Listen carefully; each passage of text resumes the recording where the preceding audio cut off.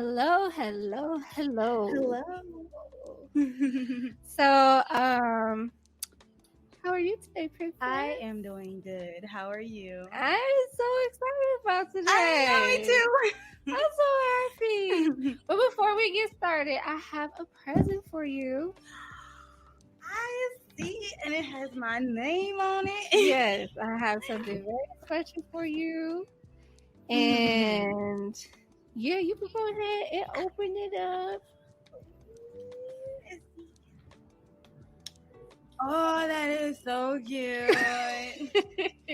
I have a little canteen with my name on it. So this is my little proposal to you, asking you if you will be my bridesmaid. Of course, I will.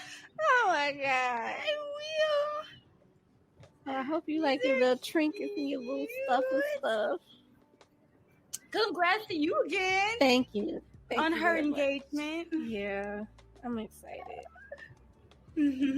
So I just wanted to give you that first. Okay. Before we got started. All right. But we have with us a very special guest. We do. We do. And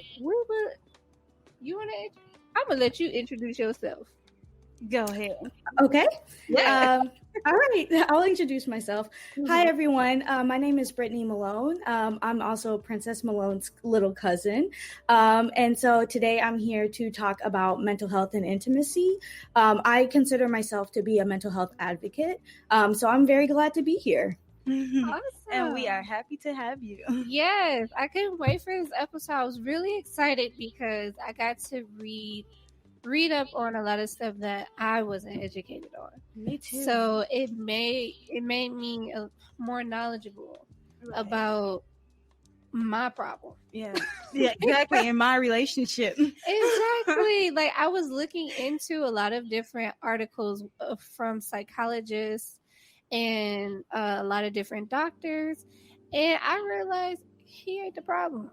Yeah, because he ready to go all the time. All the time, anywhere, everywhere. And then it's just me like, oh, not today. Right now. I don't know. Like, push the brakes, hold up, wait a minute. But I never understood why I was starting to have that decline of sexual, like wanting it. Arousal. Like, I just, because usually I'll be on it. Like, let's do this. Like, let's get this done. But now it's just like, I'm tired. And it ain't happening unless I want it to happen. Exactly. So, for you, like, what would you, as far as like tips for mothers per se, because mothers, they have multiple roles and they don't know when to sit down. Yeah. So, would you have any like advice for a mother? Let's say that she's sometimesy, but she kind of like forces herself to have sex. What would you say to that? Well, I will preface this with I am not a mother yet. So I don't play that role. But if I did have any tips, I would say that it's important. Like I said, I'm a mental health advocate. It's important to put your mental health first. So if you're feeling like you can't do these things, then it's important to remember that, hey, you do have to take care of yourself first, but it is important that you're fulfilling that role as well. So it all comes with a balance. It all has to be, you have to strike that perfect balance. And that's hard. Balance is hard. So for the hormonal part of it, do you know any type of like the scientific portion of it as far as like mental, how the mental works for arousal? So there are different studies. And like I said, I'm not a professional. I'm just a student that's very passionate about mental health. So I do have to put that out there. But I would say that your mental health does play a role in arousal. So for example, if somebody is experiencing symptoms of depression or another mental illness, that can drastically affect your arousal. So when somebody is dealing with depression, your sex drive tends to go down. And so that can be for a lot of different reasons. Depression can be very physical. It's not just mentally. And so I would say that it has to do with, I guess you could say that it has to deal with those symptoms, that symptomology. And so that's why it's important, if you are dealing with these issues, to get treatment in some form, way, shape, or form, so that you're not dealing with these issues and it's not affecting your relationships, because that can affect your relationship big time. And I'm sure, you know, a lot of people out here can relate to that, because if you're experiencing these things and you're not having sexual intercourse, you're not sexually intimate with your partner, that can cause a rift in your relationship. Right. So did I have any questions? Question. Well, not as of yet. I don't have any questions. Okay. So one thing that I studied, though, it said that a libido. I read about that too. Yeah, libido. So it says, don't misinterpret what the changes mean. Fatigue has a dampening impact on libido, especially for women who find arousal and orgasm much more difficult when they are tired, stressed, or preoccupied. And men, however, men oftentimes find sex helps them cope with stress. The new difference is sexual interest reflects different ways of reacting to the demands of parenthood, not that you don't care about each other. So when I read that, first of all, I'm tired, I'm stressed, and I'm preoccupied.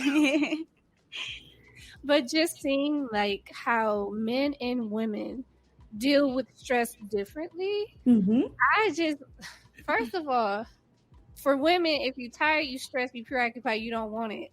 But for a man who is stressed and trying to communicate to his woman, like, I'm feeling lonely, or I'm feeling like you're not paying attention to me, his way of communicating that is sex.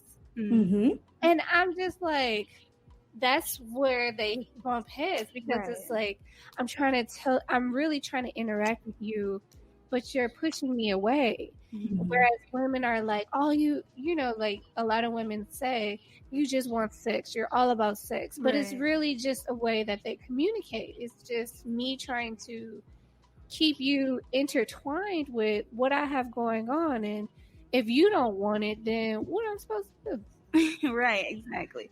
And then like when it comes to the men looking for sex as their stress reliever, what happens when we're opposites? We're complete opposites when it comes to the sexual intercourse. Like, I care more for the intimacy of like that's intellectual, like communication and stuff like that, or spending time with each other. Yeah. Whereas some men are just more physical, straight to the point. Like, for me, I know that physically in bed, I need you to butter me up. Okay? I need you to butter me up, because we're not going to get straight to the point, because then I'm going to be like, like, there's a problem here. Like, I don't want to do it no more because you're doing too much. Like, so, getting straight to the point is too much. Yeah, right. So it's like, do you have like any advice of how you can prepare yourself emotionally for, you know, something intercourse? Like well, I would say, like, mentally, for me, I prepare myself mentally by sometimes, I'll be honest, okay.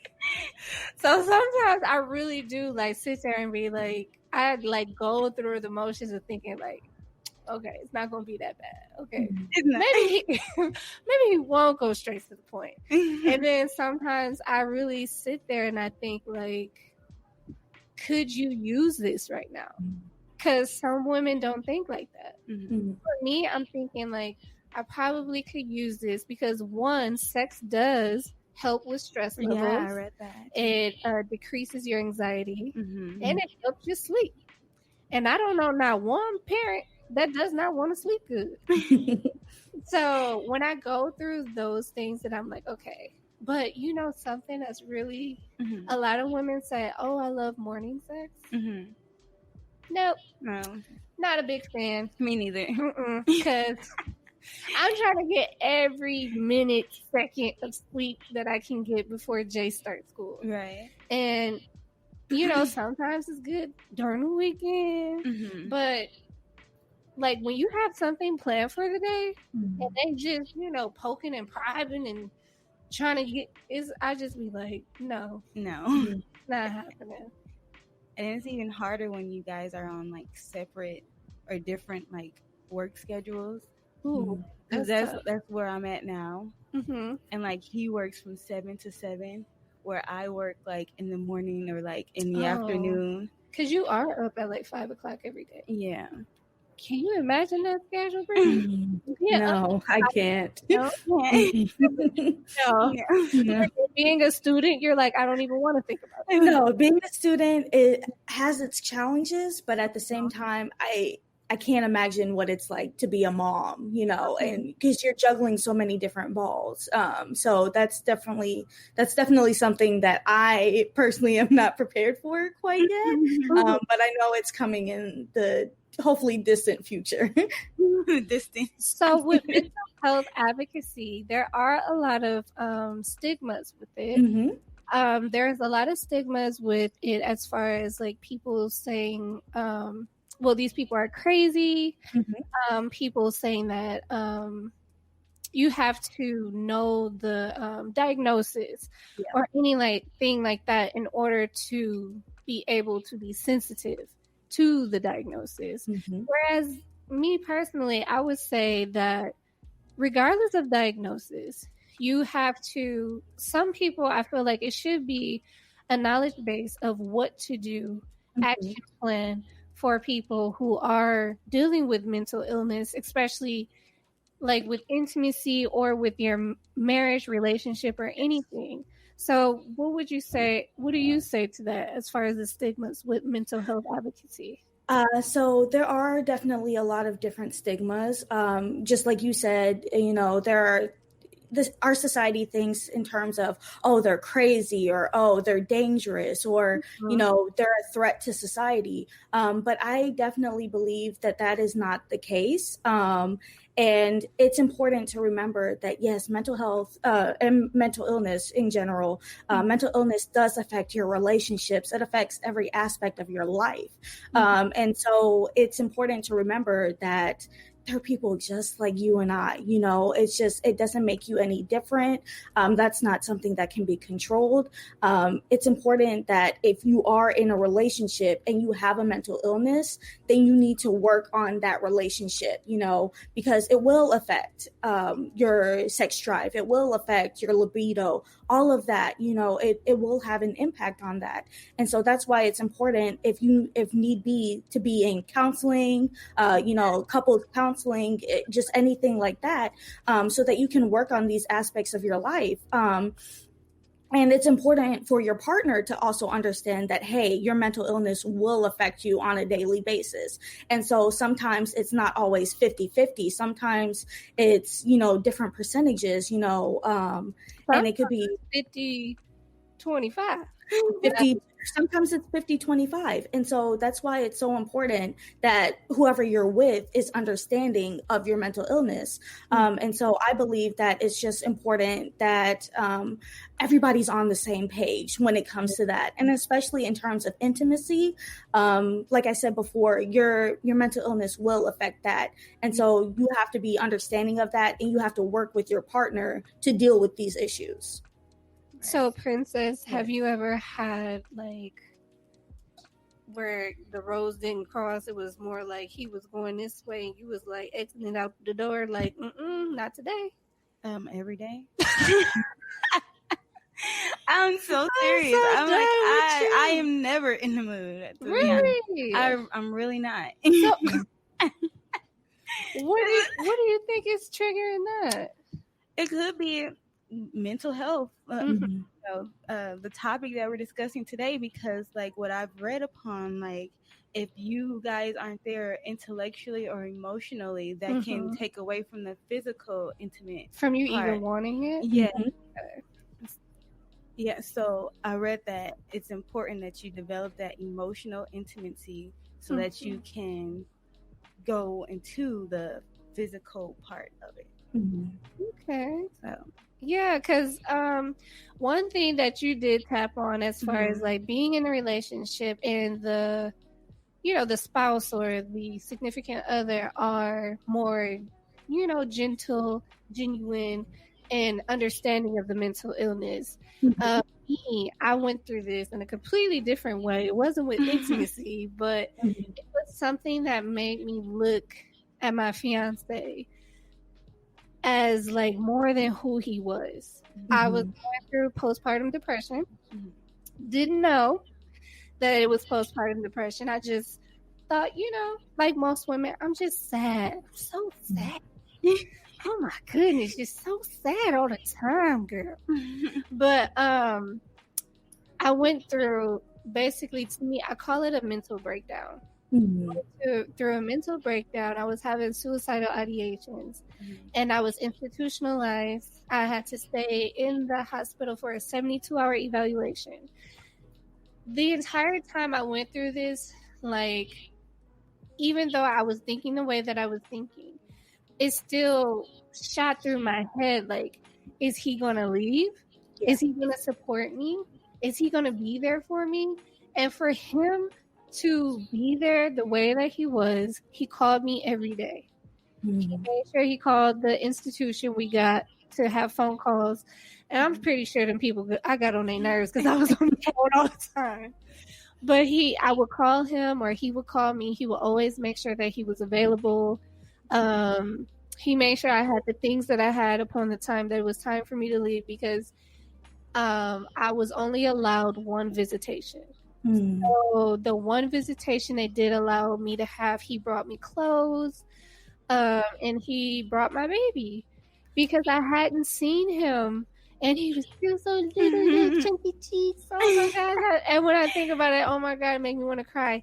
But it was the most intimate moment that I had with him, because I expected him to leave. I expected him to turn the other way. And instead it drew him closer to me. And that's a lot for girl. Right. Because I'm being honest, if it was the other way around, I would have been like, because I wouldn't have known what to do. But I guess he's had experience, like his family and his background, they've had experience with this. And he was just like, I can't, this is the mother of my children. I can't leave her like that, especially when I brought her here. Like, I got her to this point, so we're going to have to get through this together. So right. That was just a pivotal time that I want to just express that understanding and being nurtured to a person's mental illness is so important, especially intimacy, because that made me like, look, whatever you want, I got it. That's when they need you the most. Right. When you're going through mental health. Yeah, because when I say I expected this man to run out the door, I was like, when I called him, when I was at the hospital, first off, and they made the phone call to his dad and to him, he was like, Chanel, you didn't tell me you were thinking this way. Why didn't you mention it to me? I didn't mention it to you because I was scared you were going to walk away. I didn't, because I didn't want you to run away from me. So also having that embarrassment. Do you think you're embarrassed about not wanting to be physical? Because I know sometimes with someone badgering about it, it can make you more like distant or like distant or feel guilty. That's what I'm looking for. That's the word. That simple little word. See, the sad thing is I really don't feel guilt when I don't want it.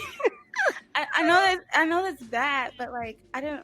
That's not bad. I'm not like a sexual person on the physical aspect. I like the other intimate parts of mental stimulation. Yeah. So I don't know. I don't know if that's from what I've experienced in the past with other men or relationships. Because, like, I hated seeing that sex was, like, so, like, important or, like, so, like, stimulation for men, and it turned me off.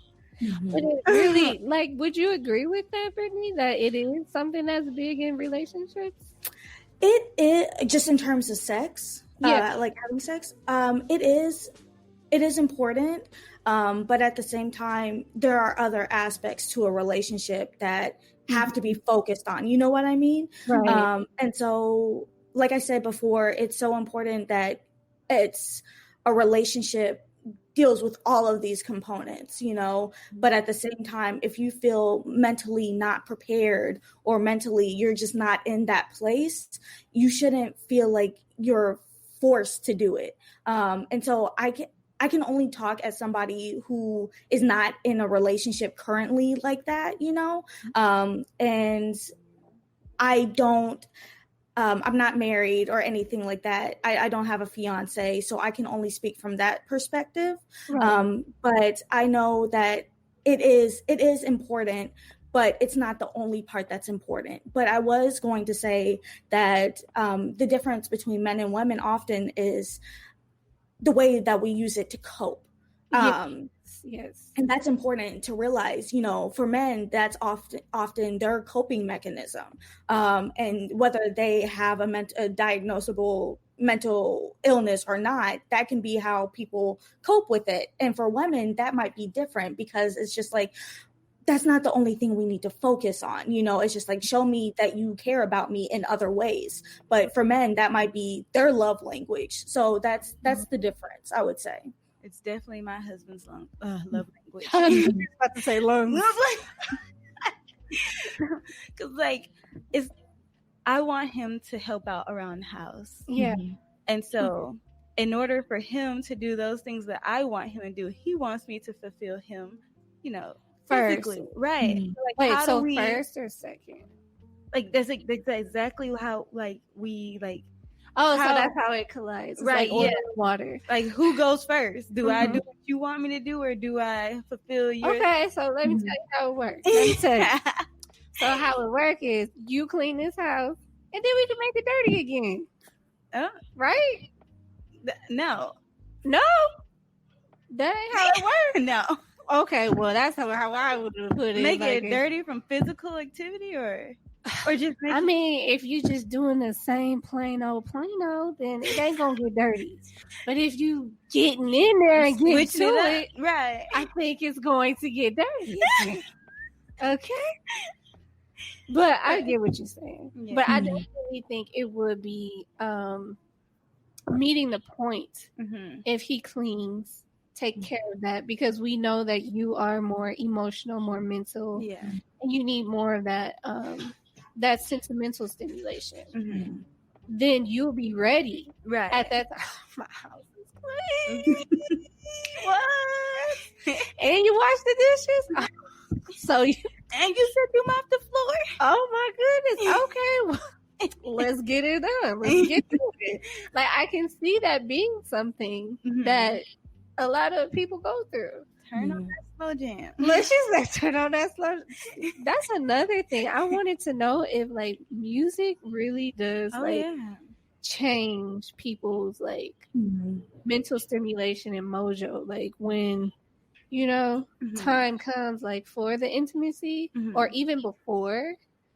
That's something I might have to read up on. See, I did research on 10 tips to bring back the passion in the bedroom. Yeah, let's hear them tips. Okay, so the number one tip that I have is change the pattern of initiating intercourse. Change the pattern.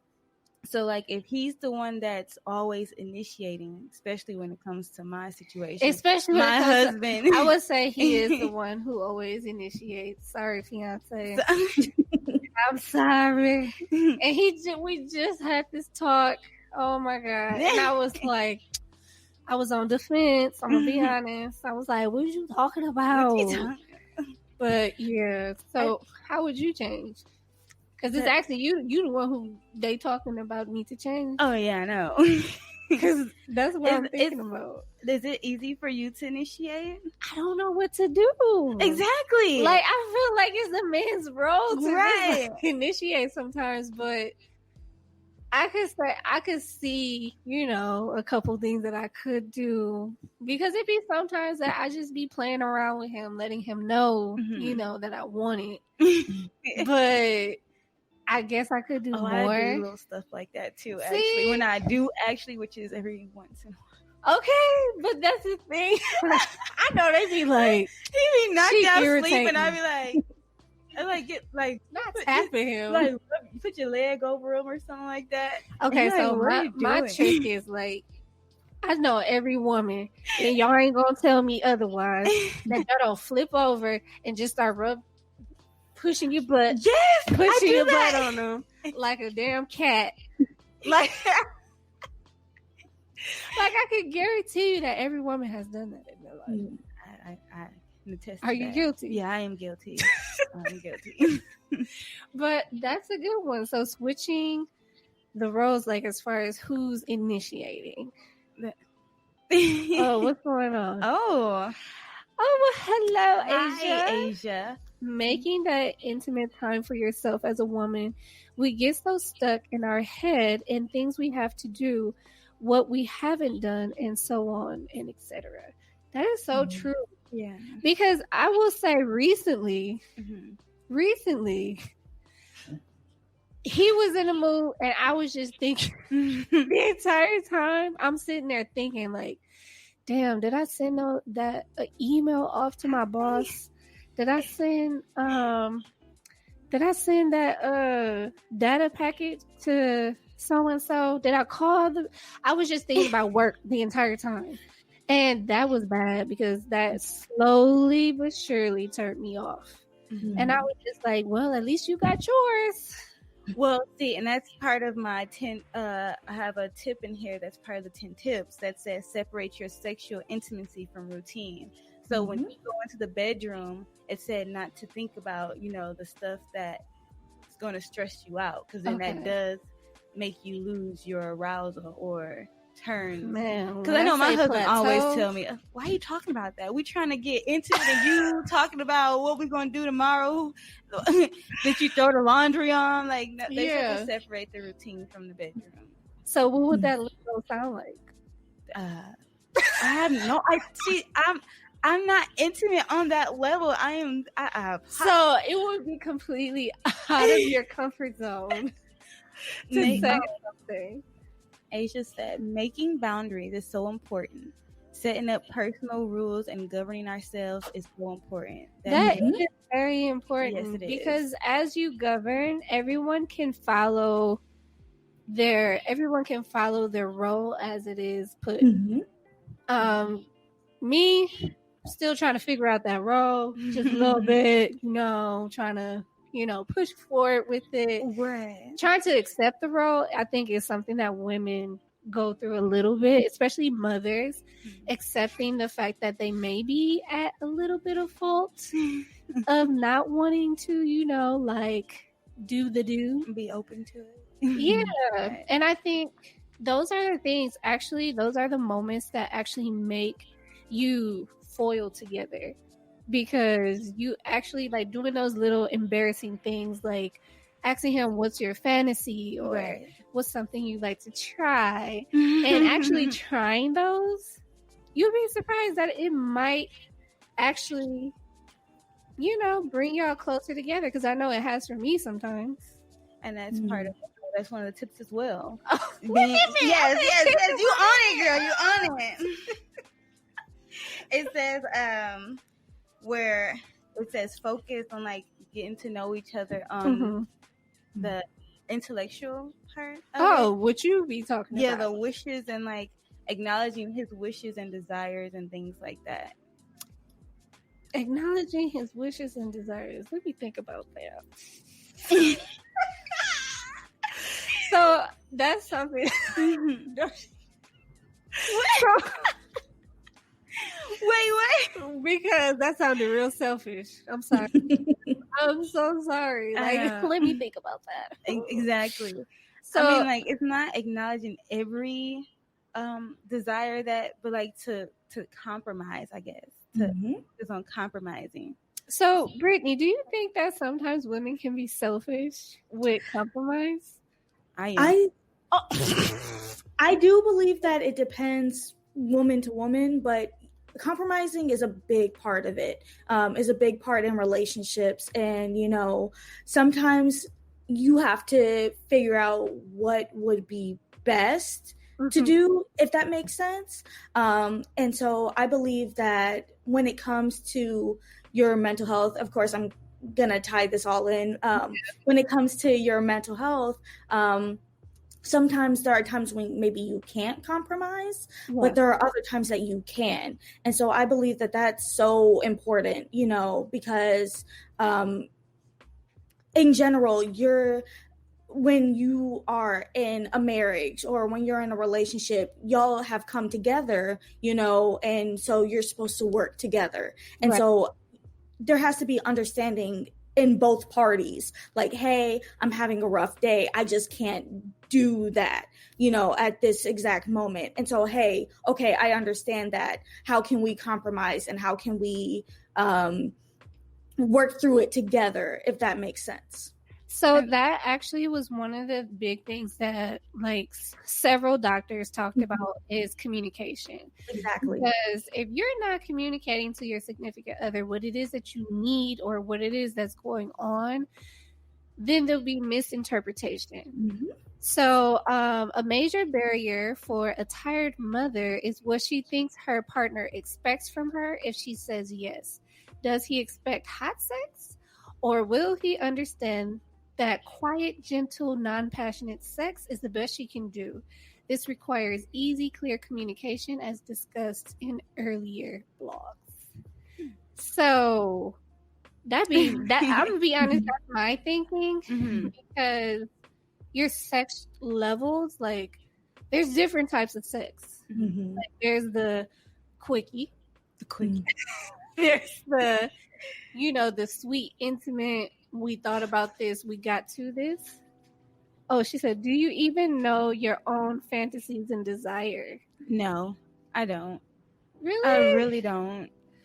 I know mine, and we fulfilled a few of them. So I'm on a good track. I am on the wrong track, and I need to get on track.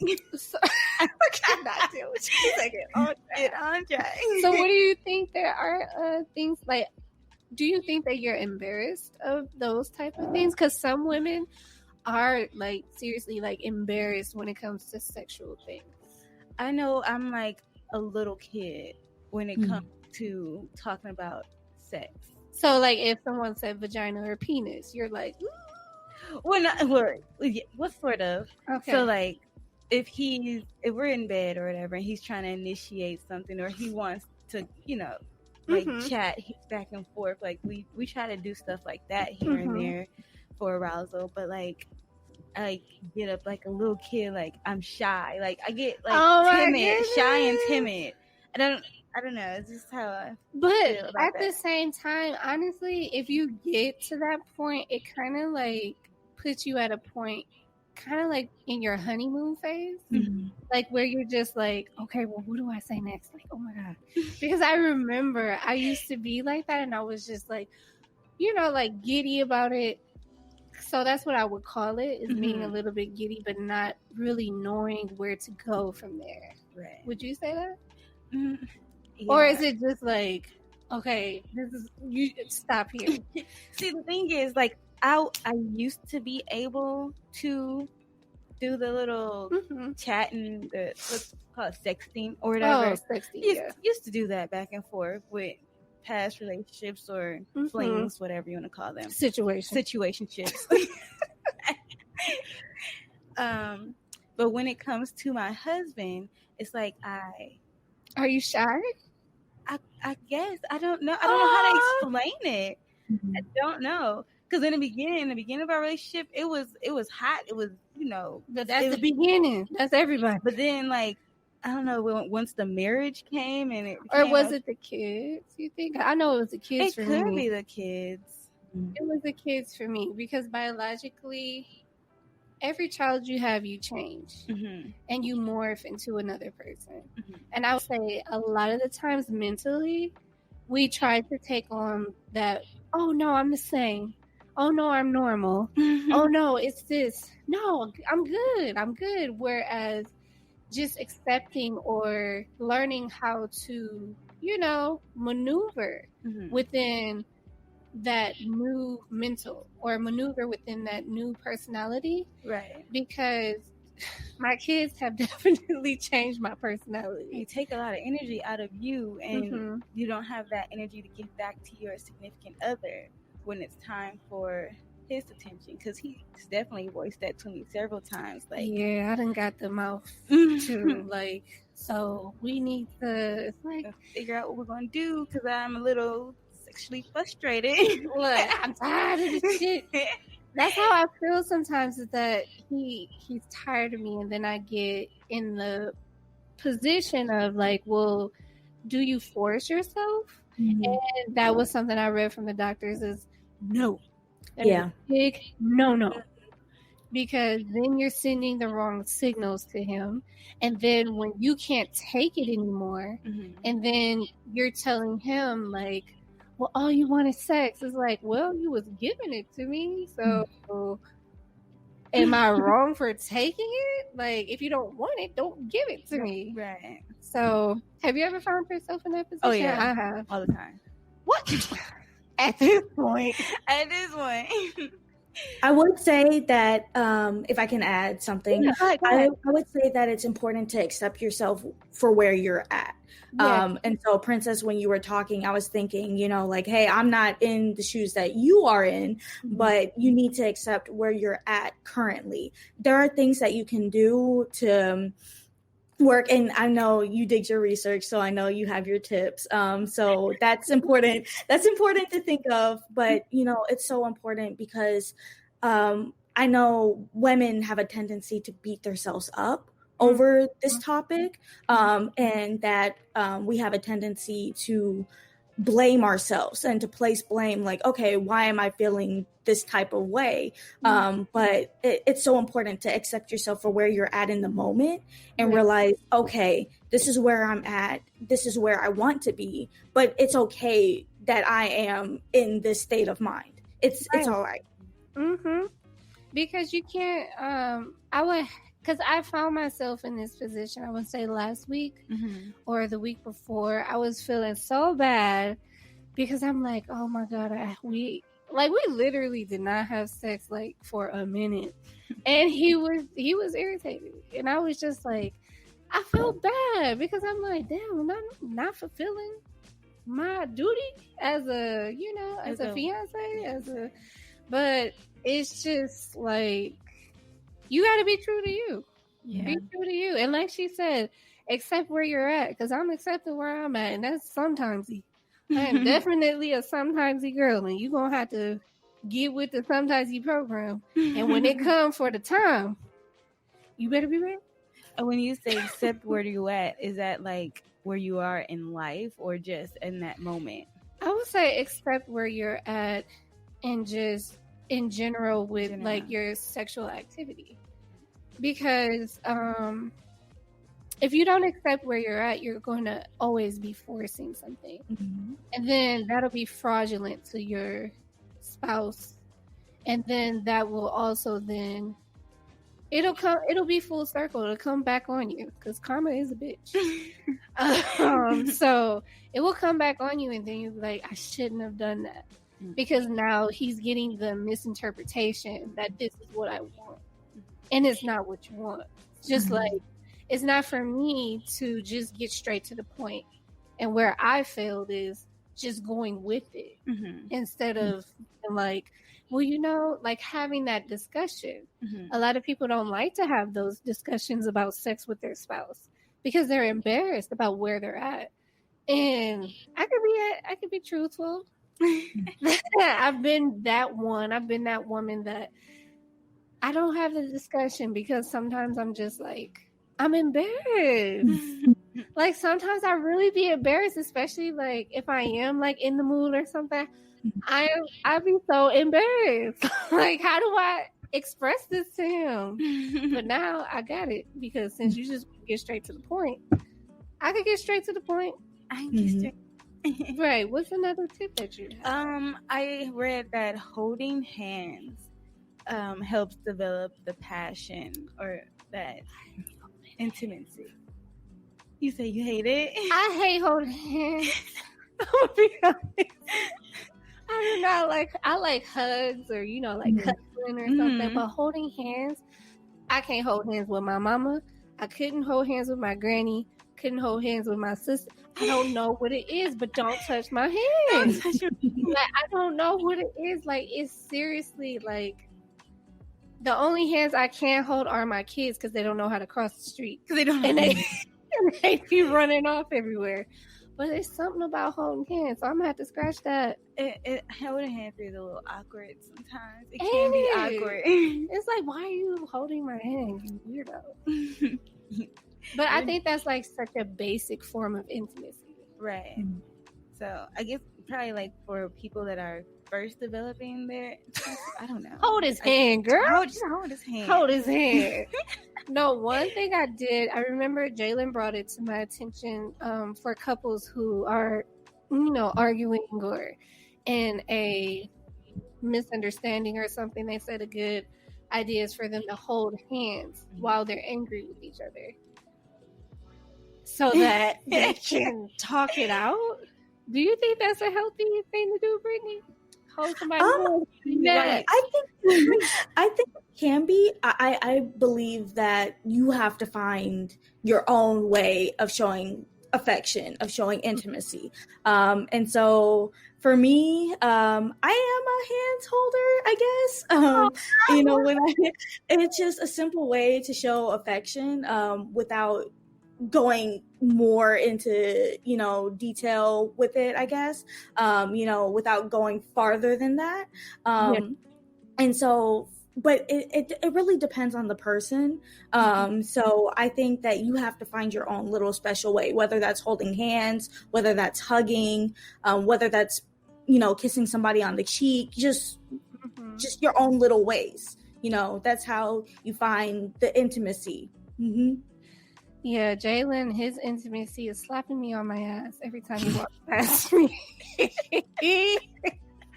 That happens quite often.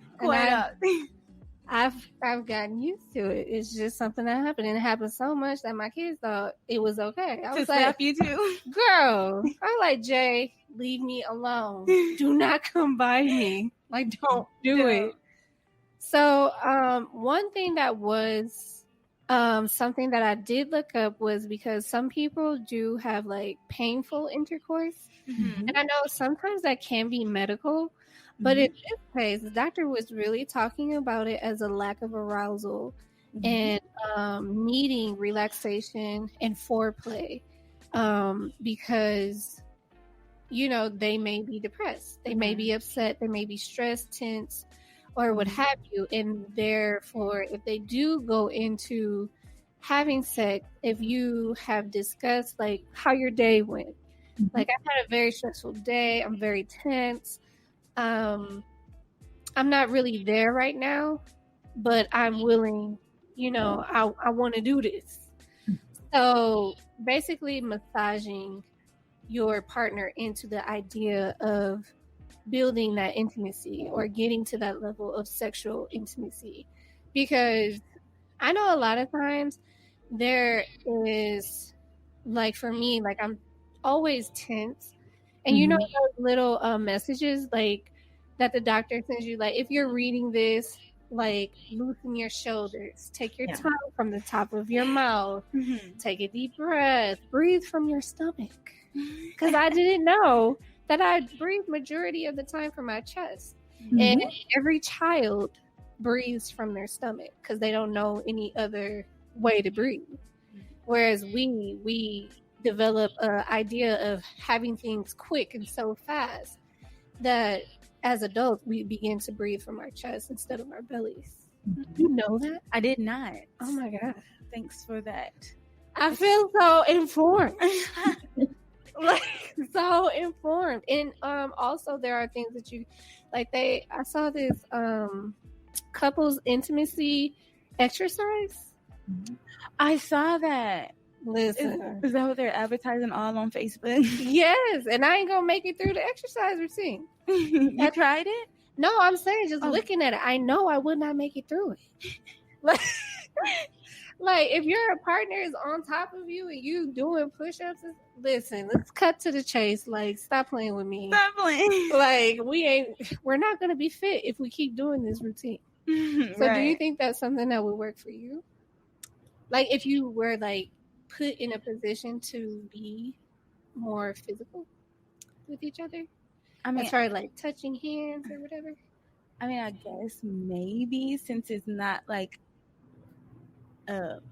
especially if we, I guess, plan that out. Yeah. If it's a planned event and we're like, we're going to do this sexual arousal exercise video. Yeah. I know that sex coach. I don't think I would ever. I was a sex ed teacher. Fun fact. And being a sex ed teacher was, oh Lord, it was very interesting. The students that I had just coming, this new generation coming up, when I say the lack thereof of information, all the way to the point that someone is asking you if the girl is pregnant, and to the point of saying like, we don't know who the baby belongs to because he slept with another girl, and he said her eggs could have got, like, what? Like, first of all, no, that ain't how it, that is not how it happens. Exactly. No. And we don't know who kid is. It's inside of you, ma'am. Right. You are the host. You are the mother. I'm sorry. There's no way of getting around eggs that. Don't transfer. You are the mother. Right. I don't know how many more shows would last with that one. You are the But yeah, and I think some adults as well, they lack some sexual education. Yeah. Especially sexual education with arousal. Because they think like it just happens. See, I don't ever remember taking sex ed. I don't. Man, the amount of sex ed courses my mom made me sit through. Oh my gosh, she did it on purpose so she wouldn't have to have the sex talk with me. Because our sex talk literally was, she walked past me, I'm watching TV, and she's like, "Are you having sex?" I was like, "Yes." She was like, "Okay, be safe." Walked straight to her room. But she knew that she did her job. So she wasn't worried about it. She was like, I'd already instilled the fear. So there you go. Well, just be safe. And I was like, okay, I can deal with that. I can deal with that. But as adults, I think like intimacy is something that as you get older, you think is supposed to be just something regular. Whereas a lot of people don't understand that it's an uncomfortable conversation, just like finances. Yeah, it is. For me, at least, it is. No, but I even said it is. I think it is for everybody. Because, I mean, like, at some given point in time, like, when your partner comes to you and is telling you, well, I'm not being pleasured the way that I would like to. Can we try this, that, and the other? Oh, it's easy for you to say, oh, this is an option. Ask him. But when it's time to ask your partner, your heart is jumping out your chest. You're doing this. You don't know what to do. You're trying to figure out how to word it so that they don't feel intimidated or feel like it's their fault. So I think that sex conversation is something that a lot of adults don't know how to have. Yeah, I can agree. I'm one of those adults. You she said I'm one of those. Definitely adults. One of those adults. Top of the list. Not top of the list. Top of the list. So, Brittany, what would any advice for people going into like new relationships that don't really like understand themselves on a mental level? That's a good question. I would say that you have to work on yourself and you need to know your boundaries. You need to know where you stand on certain issues before you can truly dive into intimate relationship. So I know that it's so important that you set these boundaries like, hey, I'm willing to do this or I'm willing to do that, but I'm not willing to do X, Y, and Z, because that's doing those things that you don't necessarily agree with can have an effect on your mental health. And so mentally, you might not feel comfortable with these things, but it's so important that you have these conversations, that you discuss these things, because sex education, mental health, talking about mental illness, all of that is such a taboo topic because we as a society are not comfortable discussing these things. And I don't believe that that should be the case. And so it's important that, hey, especially if you're in a long-term relationship, that you have these conversations. And so your partner knows where you stand, you know where your partner stands. And so you can move forward and have that communication between the two of you. Right. Because don't force yourself to do something you're not comfortable doing in bed. Yeah, right. Because then that's where things start to get a little dicey. That can be very dicey. Just doing it just because. Mm-hmm. You know what? There's nothing I have not done or is currently doing. I cannot do it.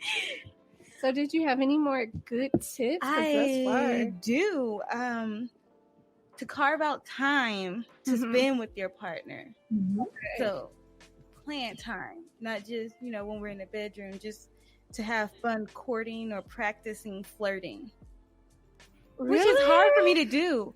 You don't flirt? I don't flirt. Yes, you do. Well, not now, I don't. What? Okay, so that's a good. Do I flirt? Do you flirt? Do you flirt, Brittany? I gotta look in the mirror. Do I flirt? What do you consider flirting? Like, you look nice. Is that considered flirting? Jalen flirts with me all the time. Mm-hmm. All the time. He's so good at flirting. It's ridiculous. Okay, so I should know how to flirt because I have the number one teacher. Like he's really good at keeping me like up and at him. Like, oh, thank you. Like, okay, yeah, I do flirt. I do flirt in my own little way because I be play fighting with him and I give him compliments or, all that cute little cuddly stuff, And you guys tuning in, how do you guys flirt? Right. How do you flirt? Right. Our audience, like, I like to know, do you flirt and how do you flirt? How does that look? How does that sound? Brittany, do you flirt? I haven't been in a relationship in a pretty long time. But I do have my ways of just making sure that the person I'm with knows that I care, knows that I'm very playful. And so I like to make a lot of jokes and do different things like that. So there are certain ways, and I think everybody has their own separate way of flirting. So it might not necessarily be what you expect, what everybody thinks the stereotypical version of flirting is. Everybody has their own different way to communicate, to show that they care, different love languages. That's how it is. Yeah, that is very true. Because I don't know, I think my love language is acts of service. Mm-hmm. Yours too? Yeah, because we want you to do something. Right. And now she mentioned that her how the way that she flirts is playful. That makes me think about. Yeah, I am playful, but I didn't think that's considered, flirting. That's just me being goofy, being but that's your personality. Your personality is very lighthearted, very friendly, very like silly and goofy. Like you're letting the person know, like you're making me laugh, or I want to share this funny moment with you. That is flirty. Yeah. I would say that it is, because it's just like our personalities shine through whenever we're in a relationship with someone. So it's just like, so instead of, feeling bad or feeling down about not doing things like the typical way, like flirting, like, oh, it has to be this way or it's not considered flirting. You can have it to where your personality is showing and it's shining through, because that's what it's all about, is knowing that the person you're with is being truthful and is being just themselves around you. Because when you're in a relationship, you want to get to know the person for who they actually are. Exactly. And not some facade. Right. Yeah, because I've been in that situation before, like being with someone who was just putting up this big facade, playing too much, and then when the shit hit the fan, they're like, oh, this and oh, that. Is just like, okay, well, I don't get it. Like, this wasn't how it started in the beginning, right? So I'd like to go ahead and thank you, Brittany, for being a part of our show. Thank you so much for having me.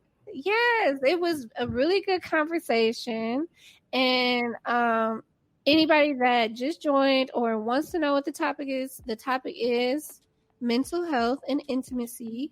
And this is pertaining to anyone in a relationship, in a partnership, in a marriage, or even if you're single, just having that knowledge before you enter a relationship about what you should be looking out for. So, Princess, you want to take us out? Yes, I do. I love to end with an inspirational quote, and it's called "Naked." Oh, I know, right? Oh, the naked eye. We got a naked quote. So this quote says, "My greatest moment of intimacy was not the evening we took all of our clothes off, but it was when you saw me at my most difficult state, like how you witnessed the most unlovable parts of me as I slowly unravel each imperfection in front of you like a scar. And despite all this, you love me harder anyway." And this is by Connie Berdera. Hopefully I said that right. We are sorry if we butchered your name. Right. But that is really good. I know. I saw it and I'm like, this is perfect. We have to post that on the page. Yeah. Goodness, that just like touched my soul. Oh my goodness. Well, thank you guys for tuning in. And we, if you want to tune in with us, we do, guys. Mother Tales has a Facebook page now. We do. Thank you, Princess, for doing that. I know. So, it was a lot of hard work. Yeah. A lot of blood, sweat, and tears in that. So if you guys are interested in seeing some topics that will be coming up, or are you looking to be a part of the show, you can go ahead and DM us on our Mother Tales page now. Right. That makes me so happy. And if you guys also would like to give advice or receive advice. Yes. Or request advice, go ahead and DM us. Yes. And any topics that you're looking to talk about, if you have something you'd like us to hash out on the show, go ahead and send those. And without further ado, we thank you for tuning in. Thank you, guys. Bye. Bye.